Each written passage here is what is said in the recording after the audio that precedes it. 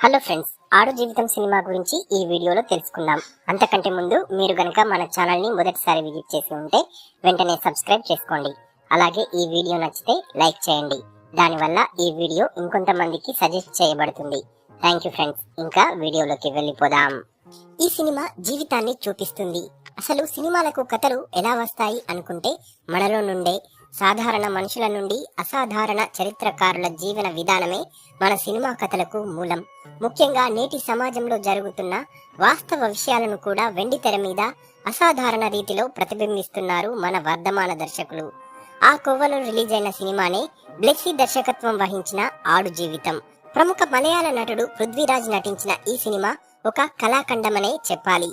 కథ కన్నా ముందు కథానాయకుడి గురించి మాట్లాడుకోవడం చాలా ముఖ్యం. ఎవరైనా సినిమా పాత్రలో ఒదిగిపోవడానికి సాధ్యమైనంత వరకు ఆ పాత్రను ఆపాదించుకుంటారు. కానీ ఈ సినిమా కథానాయకుడు పృథ్వీరాజ్ ఈ పాత్రకు ప్రాణం పోశాడు. కథాపరంగా కథానాయకుడు తన ఫ్రెండ్ తో కలిసి గల్ఫ్ ఎయిర్పోర్ట్ లో దిగుతాడు. వాళ్ళిద్దరూ జీవనోపాధి కోసం ఓ ఏజెంట్ ద్వారా విదేశాలకు వెళ్తారు.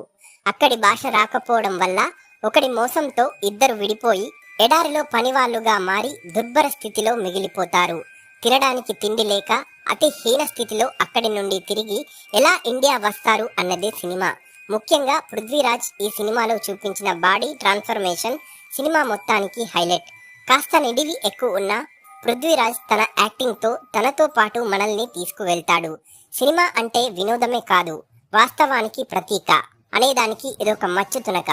సినిమాకి కథే కాదు, సరైన కథానాయకుడు, ఇంకా సరిగ్గా చెప్పాలంటే పాత్రకి ప్రాణం పోసే పాత్రధారి దొరికినప్పుడు సినిమాని చూసినట్లుండదు, జీవితాన్ని చూసినట్లు ఉంటుంది.